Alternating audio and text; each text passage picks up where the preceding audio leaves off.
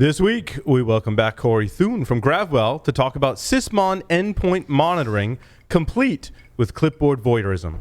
Next up, we've got Scott Schefferman, the principal cyber strategist at Eclipsium, joining us to talk about how hackers are hitting below the belt.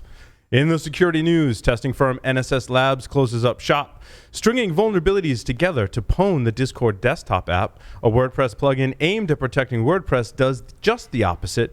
The FDA approves the use of a new tool for medical device vulnerability scoring, and 8 new hot, steamy, moist cybersecurity certifications. All that and more on this episode of Paul's Security Weekly. This is Security Weekly, for security professionals, by security professionals. Broadcasting live from G-Unit Studios in Rhode Island, it's the show where exploits run wild, packets aren't the only things getting sniffed, and the cocktails flow steady. It's Paul's Security Weekly. Want to be more thorough while also working faster? It doesn't matter if you're on the red or blue team, an augmented reality overlay can enable you to be more thorough and faster at the same time. No glasses, no goggles. Polarity delivers this superpower as an overlay on top of your existing workflow and tools. The free Community Edition connects to the data you care about to overlay the context you need to make informed decisions. Apply for early access today at securityweekly.com/polarity. PlexTrack is the platform that helps cybersecurity practitioners get the daily work done. Red teams can create reports in half the time and track risk to resolution with the blue team.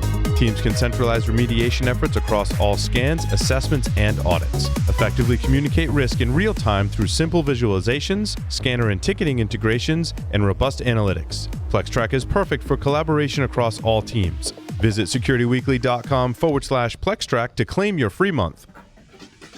The average large enterprise has 24 million vulnerabilities. The good news is only 5% will probably be exploited. But which 5%? That's where Kenna comes in. Kenna Security's modern vulnerability management technology combines real-time threat intelligence, data science, and automated risk analysis to prioritize the vulnerabilities that pose the biggest threat to your organization. Team up with Kenna Security and make the most of your limited resources. Learn more at securityweekly.com/Kenna Security. And welcome to the show. But first, let me introduce you to a man who is also moist. Mr. Paul Asadorian. Welcome, everyone, to Paul's Security Weekly. It's episode number 671, recorded on October 22nd, 2020, right here in G-Unit Studios in Rhode Island, where to my left is Dr. Doug White. Welcome, Doctor. Hello, it's clammy and moist in here. There is a doctor in the house. That's right. Damn it, Jim. I'm a doctor, not a roto-rooter, man. Just keep using that cream I gave you. You had a funny Star Trek post to your... What was it? Oh, it was something where it was like, Scotty was like, I don't know how much longer we can maintain the speed, Captain. Oh, yeah. And you were like, well, just turn it off. Just kill the engines. We'll keep coasting forever. It's like, come on. It's the first law of motion. Object in motion. Exactly. It's going to stay in motion. But then all these people got in a nerd battle of the particles, gravitate. How close to a planet do you have to be for gravitational pull? Bubbles and mine was like if you got a Borg have a tractor beam, that could be an external force. Yeah, and the Borg will figure it out. I rely on the Borg. Did the Borg go back to the original Star Trek though? That was my question. They went back before the original Star Trek to try to prevent the whole thing. Yeah, gotcha. That's how you stop that stuff. And this is not Star Trek Security Weekly. So on the lines remotely, of course, Mr. Larry Pesci. Larry, welcome. Thank you. And yes, it is sweaty in here because this is the sweaty internet room. Looks like it. Mr. Tyler Robinson is here with us, looking puzzled with an echo. I must have missed something pre-show there because between the Star Trek and the sweaty internet room, I am very confused. Yeah, very confused. Just don't combine the two. Mr. Jeff Mann is here with us. You didn't miss much, Tyler, I have to tell you. But happy to be here as usual, wishing it were in person as usual as well. Mr. Lee Neely is here with us. Lee, welcome. Good to be here. Nice to see everybody. Like I said, it was nice to see everybody in person, but we'll take what we can get. Looking forward to a nice evening to cap a really busy day. Very nice. Quick announcements. Join Amit Barakat, co-founder and CEO of Perimeter 81, and myself for a technical deep dive into the problems inherent and legacy VPN technology. Together, we will explore solutions for the modern workforce and how momentum towards perimeterless architecture will help redefine the future of cybersecurity. Register now by visiting securityweekly.com/perimeter81. Also in the announcements, next week is Diarrhea Awareness Month. It runs until Friday. Wait, did you say it's Diarrhea Awareness Month? Yes, and it runs until Friday. God. I said announcements plural. Friday's at the end of the month. And we only had one announcement, so I had to make up another. Anyway, this segment is sponsored by Gravwell. Unfortunately. I'd like to thank our sponsor, Gravwell. Learn more by visiting securityweekly.com/Gravwell. Joining us today, representing Gravwell, is none other than Corey Thuen, no stranger to the Security Weekly show. Corey is going to talk about how to get the most out of your Sysmon data and clipboard voyeurism. Corey, welcome. Hey. Glad to be here. I don't know about you guys. I don't know. No, you're not. Well, I'm not very moist today. It's cold in North Idaho. I mean, we're getting down to like 20 degrees. There? So, yeah, it was snowing. So there's no moistness. It's just frozen. Gotcha. That's too bad. So anyway, we're talking about Sysmon. Let's get on point. Let's do it. Let's talk about it. So we at Gravwell, we are a data analytics platform. Our slogan is data is better together. You want to collect events from all your different endpoints, from your IDSs, from your firewalls, from your cloud. You want to put it in one spot. You want to search through them. But what we're going to talk about today then, because we love sensors and we love sources of data. And you know what's a pretty awesome source of data? Sysmon.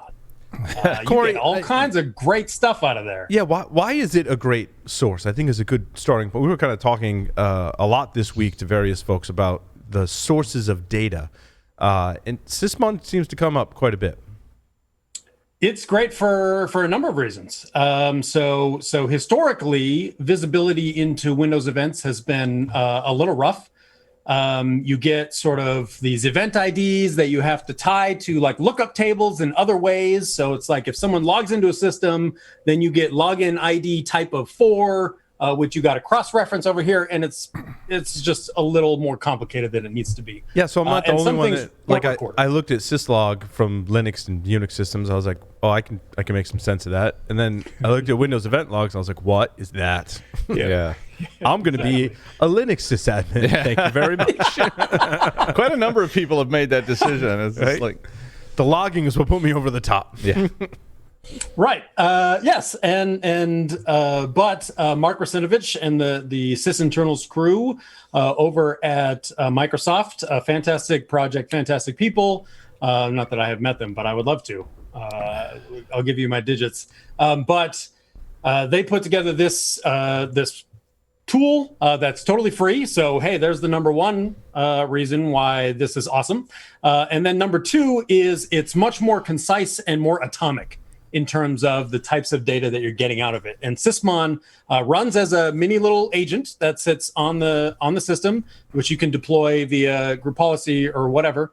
And it sits within Windows and does like super hyper endpoint style event logging and process creation. And then those events go in the Windows event channel. So if you've already got something that a pipe hooked up to just like siphon those events off, whether that's, a Gravwell ingester or using the Windows event framework or whatever your, log collector of choice is, you're going to get Sysmon events right alongside your other Windows events. So you've already got the infrastructure set up to get that. It's just installing the daemon, and then that'll start generating for you, which gives you some really great stuff. Corey, sorry, before you get into the great stuff, I just a note on a question rather on how Sysmon is deployed in the enterprise today, or how you believe it should be deployed in the enterprise today if people are working from home, which obviously with COVID-19, there's a lot more of that. We've talked about that ad nauseum in this industry. If I enable Sysmon on my remote workstations that are working from home, what is your best recommendation for getting that data back to a place where ultimately it can be analyzed? Yeah, absolutely. So So obviously I'm biased, and I'm going to say you should use the Gravwell event collector and forwarding, because we support a federated architecture. That's what we built our stuff for, is getting events and getting them into the system for analysis. But if you're not doing that, I do confess my knowledge of deep internal, like how you do this just with Windows is a little limited, but the Windows Event Framework might be able to help you collect. But yeah, I mean, all this tech was sort of originally designed thinking that you were going to have a local network for all your Windows systems, right? The AD was just like on the same subnet. Yeah, for that reason, I like your proposal. I mean, obviously, Gravwell's a sponsor, right? But what you're saying is deploy the Sysmon. Is it an agent for Sysmon to get that enabled? So our agent, similar to like Elastic or Splunk, is just a tiny agent that sits on the Windows endpoint, and then all it does is grab the events and forward them. Basically, there's no processing. So with your agent, you could use that in place of Sysmon, or do you need Sysmon on the endpoint and the Gravwell agent, which is totally fine. In place of the Windows Event Forwarder. In place of the Windows event. All right. Yeah. So it enables Sysmon is an agent, but it's really a process that you would deploy to the workstations, and then you would deploy the Gravwell agent, and then the Gravwell agent would make that secure encrypted connection back up to somewhere to collect all those logs, correct? Exactly. Okay. Exactly. That's a good clarification, because Sysmon is a separate utility that you do have to install. It is, written and supported by or created by Microsoft, but it is an additional process that you do have to take action to put on your Windows system. Is there and then all we do is listen to the events. Is there a Gravwell tool that is sitting there in that local segment that acts kind of like a multiplexer to collect all those pieces, or is that just all from each local machine? Is just talking to the is going back to the VPN and talking home? Yep, actually both. So it depends on the given deployment. Usually we'll say you should just send it through. If you've got a VPN, then we'll use that. But sometimes, especially with how rapid people had to deploy, remote stuff, it was pretty much just like, okay, well, we'll use our encryption and send it up. Put in your cloud IP address and you're going. So the kind of multiplexer, I know it's not a multiplexer, but it's that kind of thing. That agent is really more designed for, I'm at a remote office, I don't have a VPN, I'm just transshipping data back somewhere else, and I don't need a VPN or anything for that. Right. Okay. Right. And our system, we'll cache the events. Right. So if you're offline for a while, or working without Wi-Fi or whatever, any events will sit there, cache, and then once you get connected, it'll send it up. So our whole thing is we don't want to drop events ever. We think the more data is better, right? So making sure that we've got all that is what our agent is all about. But we're just collecting those events from the Windows event system. Right. So anything that you could see in Windows Event Viewer is the kind of things that we're forwarding on up. And then you can obviously grab Sysmon if it's there as well. Yep, exactly. That's just another channel within the Windows event system. You have your operational channels, which is where the data sits, and Sysmon is just another channel. So when you install it, all the events that come out of Sysmon are put into that channel. And then they have different event IDs depending on what they do. Gotcha. So you have like event ID 1, which is process creation. So Sysmon will log each and every single process that ever gets created on the system. You've got things like network connections. So you can kind of do like NetFlow through this. You got like if it loads DLLs into the system. So kind of getting away from just your standard stuff and more into the possible threat hunting aspects. You've got that. You've got registry events. You've got DNS. And then now recently you've got Clipboard activity as well, which is something that was just added with version 12, which got published on the 15th of October, I believe. I see. Now I know why some of the advice we heard about on another show this week was you should tune Sysmon to your own liking or choosing, right? Because there's a lot of options there. And if you're, depending on where you are on the security mature and your analysis capabilities, you may not want everything. You may want to tune it. Well, if you got Gravwell, you can take everything. If you got Gravwell, that's a great point. You don't have to pay for every event you put in. Right. Take everything and sort it out later. Yeah. To be less of a shill. Yes, exactly. And there are great resources out there. Like the Swift on Security has a Sysmon configuration file that's sort of preset up with some common filtering type stuff for you to make use of. Olaf Hartong, I don't know if I'm pronouncing that correctly, but also has a great Sysmon configuration repository up that goes even further and adds things like the MITRE ATT&CK references to a given event. So you can do really awesome stuff where, especially if you've got cool visualization tools, you can bucket the events according to the different MITRE ATT&CK TTPs and stuff that you might be investigating or looking into, so you can get an idea of coverage, which is really cool. Because Sysmon does support those types of annotations to a given rule, so that you can start to get crazy with it. And I'm excited to see what happens like in the next year or two, as it seems like this is getting more adopted and people are making use of this. One thing to point out before we kind of really get into it is Sysmon does not provide you with any sort of threat attestment. Like I think even right here, I mean, I can pull up the site, but right here on the page, they specifically describe that it does not provide any analysis of the events it generates, nor does it attempt to protect or hide itself from attackers, which I think you guys are well aware of, because I think it was Carlos, right, had done some stuff on that, right? Correct. Yeah. So what do you? But when we talked about this earlier, Corey, when you and I met, and I pointed that out, that Carlos had done a segment, and it was very well known in the hacking community that you can bypass Sysmon, modify it, that there was no protection from attackers with Sysmon. And I thought your response was interesting, because the architecture we just discussed on this segment, I think, is really where you want to be, right? Yeah, absolutely. So that's going to be, I mean, that's pretty much true for any sensor, right? A sensor that's on the endpoint, as soon as that endpoint is compromised, your sensor data is now suspect. Game over. Right. So you need to be shipping out your data in as real time as possible, so that you have, up until point of compromise, you can trust your data. And then after that, you can't necessarily trust it. And that's the importance of getting the data off. Because if you have an incident and you're not sending your logs out in as real time as possible to some central location, whatever that ends up being, you're already kind of setting yourself up for potential failure, because an attacker who's got control of the system can, and we've seen this in the payloads that the ATPs are using, that they'll rewrite history. Yep. And if you're relying on querying the endpoint after the fact, then you're going to have a bad time, because you're looking at lies. So that's the importance of making sure that you're collecting that data and getting it off of the endpoint and out of potential attacker control as soon as possible. Well, do we have a store and forward problem with all this remote work? We're not all sitting in the perimeter, well connected to our collectors. Do we have to worry about it getting batched up or otherwise interfered with on the way? That's an interesting point. I think it's going to be interesting to see how that ends up playing out more. That kind of goes back to what we were just talking about in terms of architecture for how you're getting these events collected.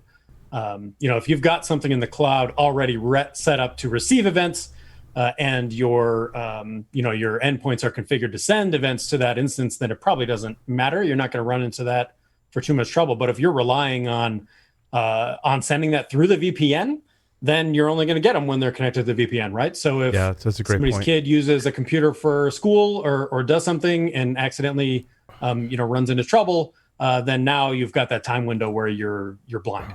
It's actually why I like, for a number of reasons, why I like having the Gravwell collector on the internet, receiving all of that data, because if that's the branch that's standing on and the attacker, when that branch goes away, both the attacker and the Sysmon collector and Gravwell fall off as well, right? So if there's no internet, the attacker's going to have a tough time. Now you're just in a race condition where if the attacker plants malware, waiting for that system to go off the internet, detecting that condition, modifying a log, so when they come back online, they tell lies.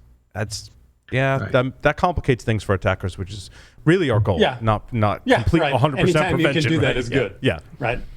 Anytime you can do that is good, but relying on it exclusively is obviously the issue. But so there's different varying strategies for how you're going to get the events out of Sysmon. But I think you're never going to find anybody who says that the data is not valuable. And when you kind of rack and stack it up against some of the paid endpoint detection stuff, it's starting to get really close, especially with the new stuff that they've added since they added DNS recently, since they added clipboard things, you're kind of getting a good chunk of the way there with Sysmon in terms of what you can see for activity on the system that would be at all relevant to any sort of security activity or or just sort of behavior analytics and other things that you might be interested in on the system. But the new stuff that's in there. So going back again, I guess they don't have threat. So that's obviously one reason why, a pretty major reason why you would pay for an endpoint solution. But if there are those of the listeners who don't have that luxury, Sysmon is really fantastic. Or even those who do, sometimes you may evaluate and say Sysmon gets us everything we need, and maybe we've got a threat system that plugs into the SIM, and so we'll utilize that instead of relying on threat on the endpoint. But there's advantages and disadvantages there. Now, all that to say, Sysmon's actually pretty sweet for being a free utility that's created. Your system is encrypted point to point. So if I've got the Gravwell agent on one end and I've got the Gravwell agent on the other end, that's encrypted. But the yeah, of course. Yeah, but the Sysmon's not, correct? So if you're sending that, you better be sure you protect all that, because it can almost be a kind of probe collection kind of thing.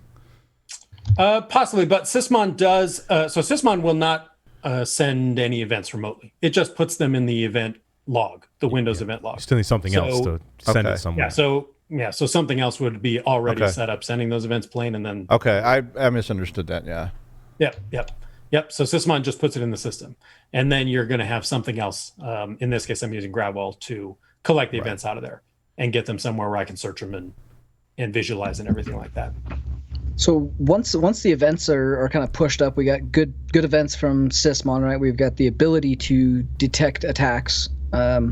How is some of the analysis, or what are some of the techniques or strategies that we can leverage with Gravwell to perform those kind of threat hunting and analysis pieces or visualization? Yeah, absolutely. I'll try. Let me see if I can get sharing here. We'll see if that works. For screen share for anybody watching, I guess, assuming that's okay. Is that okay, Johnny, you guys? Is that working? Okay, I can do that. But yeah, so, and I'll try and be, for anybody who's only listening instead of just watching. But yeah, that's exactly what we try and enable with the tool. So when it comes to how the events are coming in, real quick, I'll just highlight one thing about our system. So Gravwell, if you're not familiar, what we do is collect events in their raw format. So no normalization is required up front. Always the root data is there in case you need to analyze it. So that's what I'm showing here is just the raw syslog information. Sysmon information as it comes in. And if you've never looked at Sysmon before, it does look like most Windows events. It is XML. There are a couple key properties that are common between all, which if you're looking at just XML GUI is not fun. But there are things like the computer name, user, and then the events that are within the details within each of the events. So like process creation has some key properties where it'll show you image is the exe file that's present. And image is present in almost every event, which is the advantage to having the endpoint. Whereas if we have something like we're getting DNS from another source, say we're logging DNS mask or core DNS or something, and then we get a hit on one of our malicious domains, then Sysmon enables you to kind of take that all the way back down to the root. So I think just as an example, earlier today I had just kind of tested this out. So like I've got a search here because I also have Zeek running on the local network here. And so Zeek is logging all DNS events that happen. And then there was this DNS event against hitandrun.com.my, which I'm just using the malware domains free threat list. But this is just an example search where anything that hits that threat list is going to be present in here. So I'm being overly explicit in this case. Normally, I would pretty much automate this away so that this kind of search continually runs. But for example, if talking about Sysmon and endpoint stuff, this is where we're at. So I've got the Zeek information here. Zeek is broken out into all the different fields. That's not really a focus of what we're talking about. But I can take that, and then I can take that query and search within my Sysmon process creation logs to see which process actually initiated this DNS request, which is pretty sweet.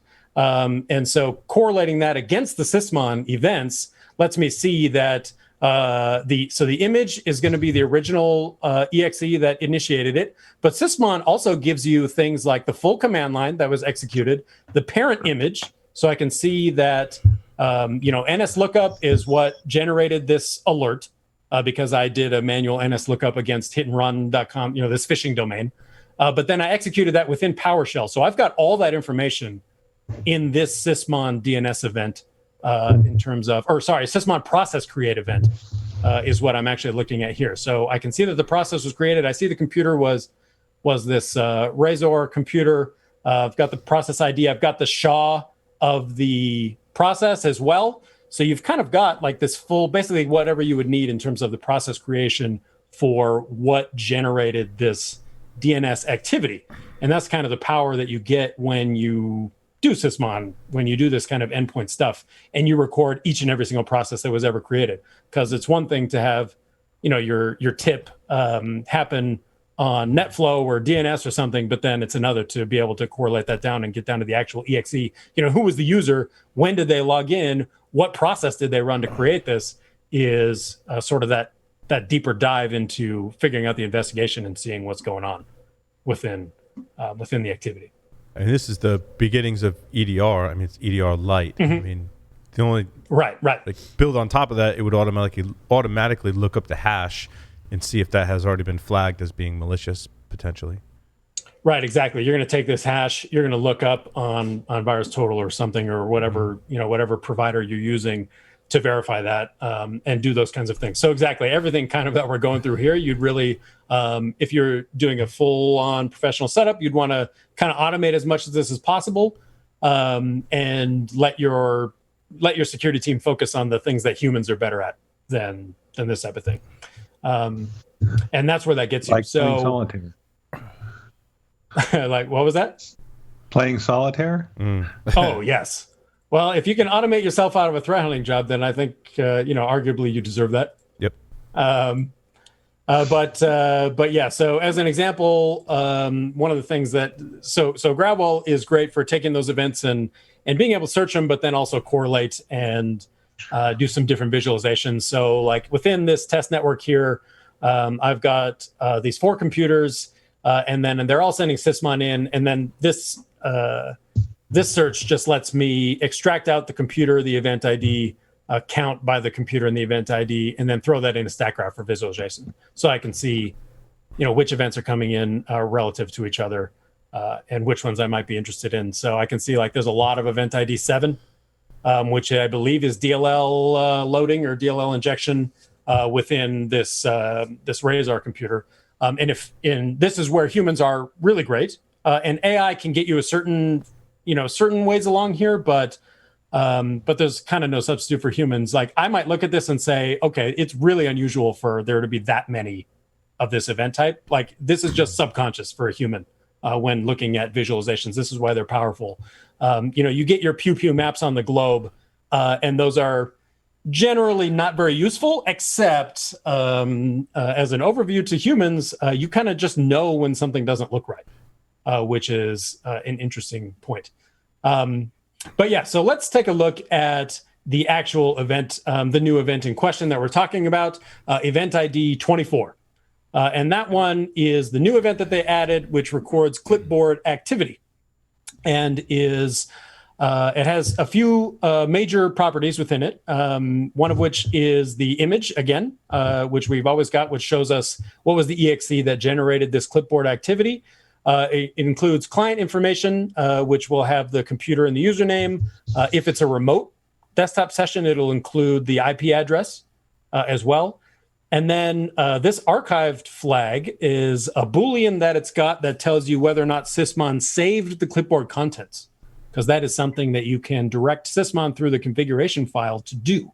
Also, Sysmon will save deleted files so that you have the ability to undelete as well. That is another option or configuration that you can do.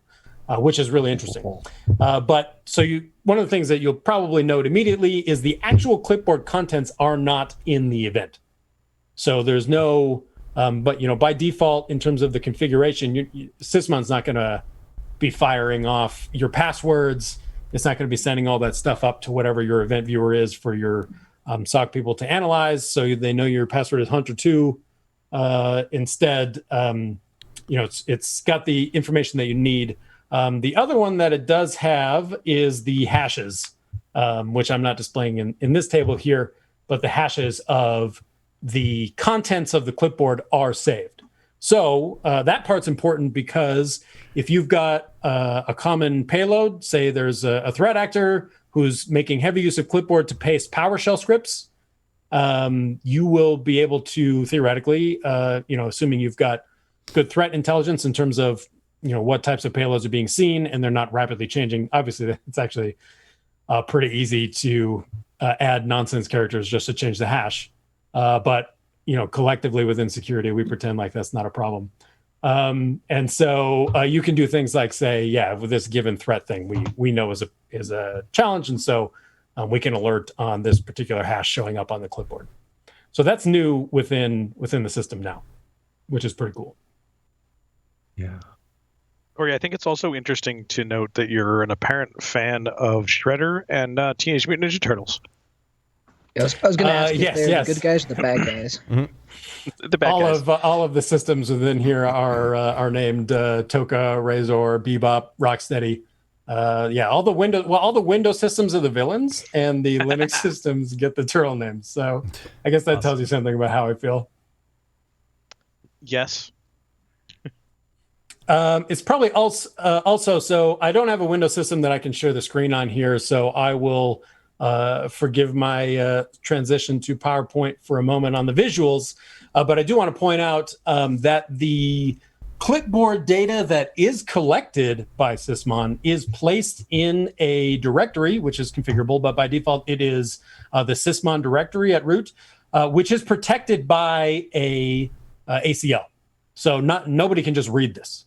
And so if you wanted to collect this data and ship it off of the endpoint, it does require a little bit more effort to be able to configure that type of activity, which kind of goes beyond the scope of what we're talking about here. But it's possible. But the clipboard contents are saved to the drive if you configure as such, and they are named clip dash and then a hash of the contents. And just in the screenshot here, I did use the psexec utility, which is also part of sysinternals, to elevate the privileges and be able to look within this directory. And the contents of the clipboard for the testing example that I did here was just the URL for Olaf's excellent configuration file. But so that data is also present and available for shipping out. One of the things that's probably worth talking about is password managers. What do you guys think would happen with a password manager and clipboard testing? Because it's a little bit interesting. So I use, does anybody use KeyPass? You guys know what that is? Mm-hmm. Actually, I think it's actually 2E's. It is. It is. But it's 2E's. Yeah, 2E's, right? Yeah, yep. So that's an open source one that I use, which performs auto type, which doesn't actually use the clipboard, I discovered. It actually, I don't know how it selects the fields and starts typing, but it uses it must be a keyboard emulator or something that types your password into the field. But Olaf had done a blog about this as well, and he was using LastPass and discovered that LastPass does use the keyboard, or the clipboard, sorry, but it shows up within the Sysmon Events as SVC host rather than something like LastPass. So filtering out password managers may not be as easy as we would otherwise suspect for doing this type of activity long term. Although now we have multiple things that you can fingerprint on. You can find those services and the combination of service host and LastPass running and those types of things, correct? Mm-hmm.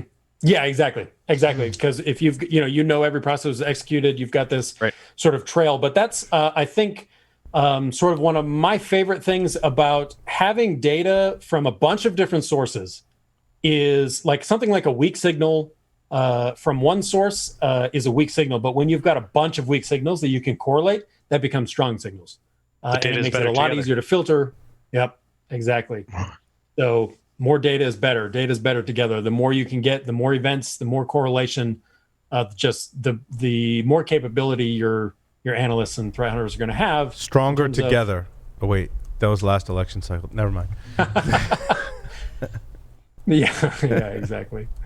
But yeah, that kind of covers the new event for Sysmon. If you guys listening are looking for more visibility into your Windows endpoints, more visibility into the kinds of activity that's going on, DNS, Clipboard, Sysmon is fantastic for endpoint sensors. Like I said, at Gravwell, we love great sensors. We love more sensors.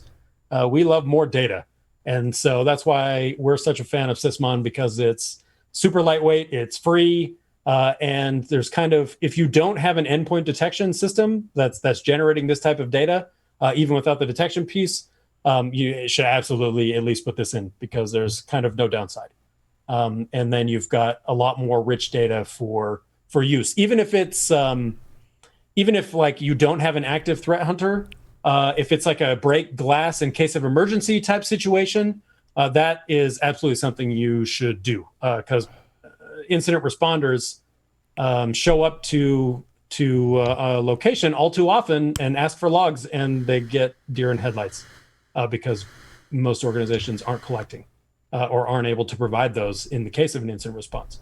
So doing things like setting up Sysmon, doing something like Gravwell, and sending the data in to some central location just sets you up for success if you're not doing that. And if you're doing it at the enterprise level, and you've got Office 365, you've got your cloud, you've got on-prem systems, having all that stuff in one spot and being able to cross-reference, correlate, just makes your decisions better and enables people.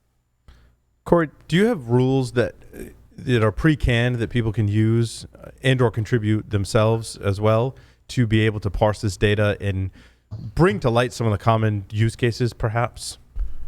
Yeah, that's a great question. So one of the things that we are releasing very soon is the Sysmon Kit, which is sort of our pre-built searches, pre-built common use case stuff around Sysmon.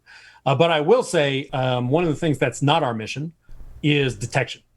So we rely on smart people for that kind of thing. Like Gravwell is not a tool that's going to do the threat comparisons. Like we're not VirusTotal or anything like that. We work with companies like VirusTotal and sensors like Sysmon to bring all that together for the correlation detection and analysis. So when it comes to our common use cases, our rule sets, those are really just like visualizations, searches, automation to do those kinds of lookups that we've talked about, and otherwise make it easier to just sort through piles and piles of data. Gotcha.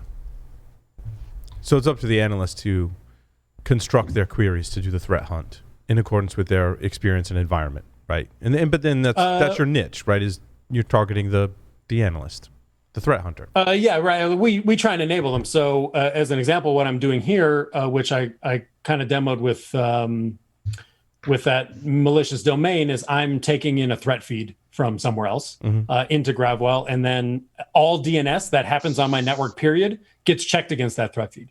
And if I have a pop, then that triggers an automated hunt up into a certain point to where automation falls down, and then that's when I get an alert, or you can configure for an email or a Slack message, whatever, and that's when a human gets involved.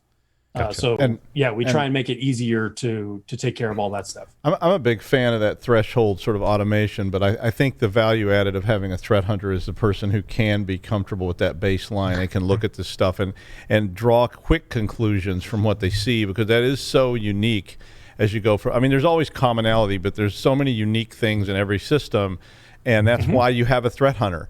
I mean, it's why you want a threat hunter, because otherwise you just push a button and plug and pray kind of thing and hope that the automation catches everything, and it won't.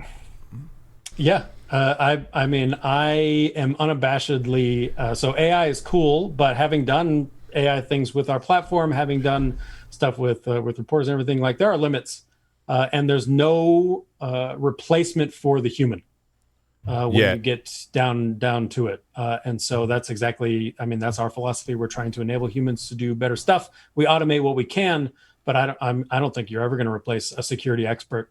I mean, that's what I like about the platform, though, is because it does get you to a better baseline. Mm-hmm. I mean, it gets me to a better place that I can look at things and go, okay, I don't have to look at so much stuff, and I don't have to try to understand so much stuff, because a lot of stuff is just kind of noise. But if I can just get to that, yeah, I like the product.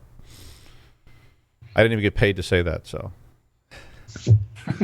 Because I think one of the problems in the industry today is we become too reliant on the canned rules that are in certain products. Yeah. In other words, look at any process that spawns PowerShell, like we should just look at that. It's like, well, wait a minute. If you get reliant on that, then you're going to miss when PowerShell executes some other different way, right? Yep. It kind of, I think the root of my sort of belief, or my that I don't so much believe in the automated stuff, probably comes because I used to find vulnerabilities, right? Yeah. We found ODays. That was the job. And we ran up to, it's like you'd have all these automated detectors or whatever that say they could catch ODays, but the nature of ODay is it's a vulnerability that you've never seen before. And if a threat actor acts in a way that you've never seen before, then your automated stuff is going to fall over at times. And so it's humans versus humans when you get to a point of it. And you want to make sure that you have the humans ready, because that's the downside to heavy reliance on compliance instead of security. Heavy reliance on these automated rules is, if you take the humans out of it, then you're blind. Like all that stuff is good and it helps you progress, but if you rely exclusively on it, you're going to have a bad time. No, it's a great point. But you do have to have good humans. You have to be careful about that. That's too, a part of it. Because if you put people, and I've seen this where you put people on it and they're not very good at it, and so you do have to have humans that, when you say humans versus humans, not all humans are created equally in that regard. Yeah, there was so much PowerShell execution. I just disabled the logging for all of it because it was too noisy. That's not the right answer either. Maybe it is. Yeah, unfortunately, that happens a lot. Happens a lot, especially if you don't have Gravwell. But if you do, then it's collectible anyway. But yeah, it's trouble. So we should probably end on a positive note. But you know what? People are working hard on this, and it's going to get better.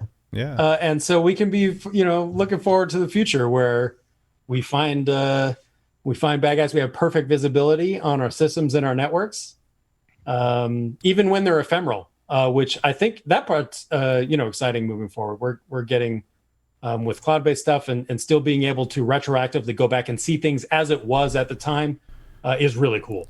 Do you have like a recommended sort of like training period for the humans? Because one of the things I've noticed about as you add logging, so whatever kind of logging you add, but as you add these tools, there is a kind of overwhelming period where now everything is new and different. I'm getting so much more information than I was getting before.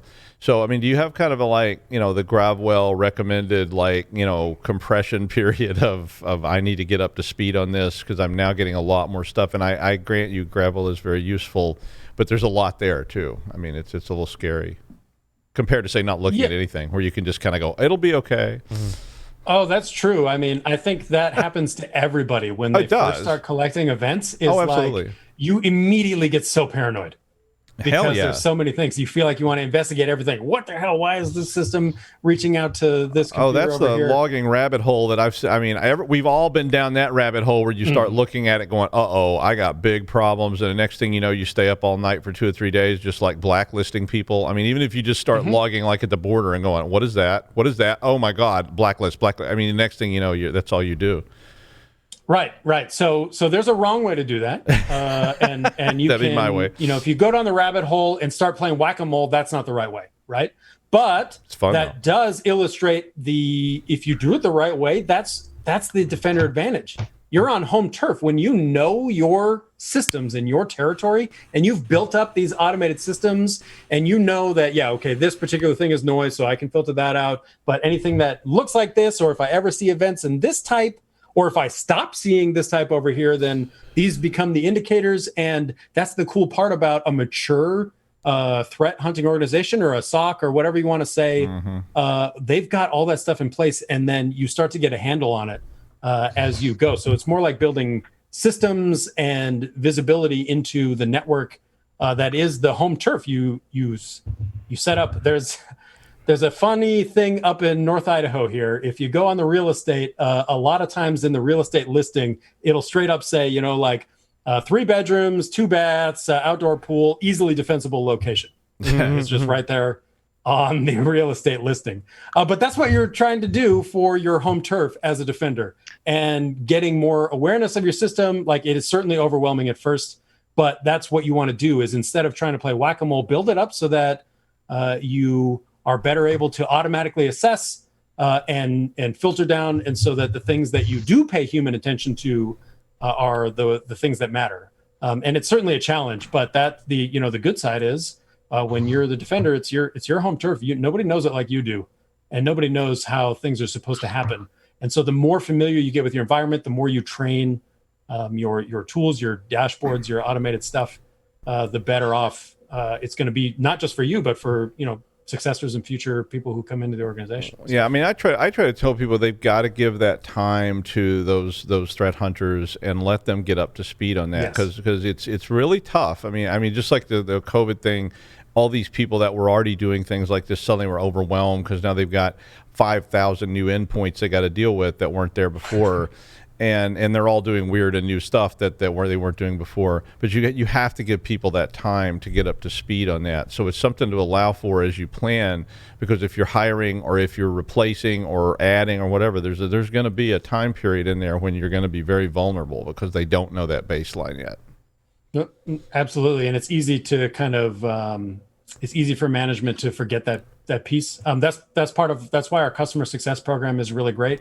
For our customers, the practitioners really love it, because we'll take that dedicated time and help to set them up for success on that front, to help them steer them away from whack-a-mole, steer them toward, let's set up a mature program so that you're going to be successful instead of take advantage of that, because I've seen people that just hand a tool to some people that have very little experience with any of this and say, we're good now, right? And then 5 minutes later they're saying, oh, but we need you to go install all those new routers too. So please take care of that first. But I mean, so take advantage of that customer training if you're putting these systems in place, because you need to let those people build that knowledge base. Take advantage of Sysmon because it's free. And Corey, correct me if I'm wrong, you can get the Gravwell agent and the console for free up to a certain data limit. That's true. Yes. That's true. We have Community Edition, which is free up to 2 gigs per day of ingest. If you give us a feedback survey, we'll bump that up to 4 or more. And then, and of course, if you're above that, talk to us and we'll be happy to help you out. And the fact you guys log everything in raw format, right? Like, that allows a ton of flexibility both with your current deployment and ability to look at things, as well as future collaboration with and integration into other applications and dashboards, correct? Yeah, 100%. Because if you're using like a key value store, some of the typical other ones, then you have to sort of normalize first before you send it in somewhere, which makes it tough for them to interface with other things. It makes it tough for root cause analysis. So that is a big difference with Gravwell, is we take the raw data. It's always the raw data within our system. And so if we have customers where we sit as a tributary lake to their larger Splunk instance, and we'll filter the event content, we'll filter the count down, and they can take advantage of our pricing model to reduce their costs on the other systems. And then, if there is any root cause analysis that needs to be done, it's all there and available. So, fantastic. For folks that want to learn more, you can go to securityweekly.com/Gravwell. Corey, thank you so much for appearing on Paul's Security Weekly tonight. Hey, thanks. It's always fun. And with that, we'll take a short break and return with Scott Shefferman from Eclipsium to talk about how hackers are hitting below the belt. Stay tuned.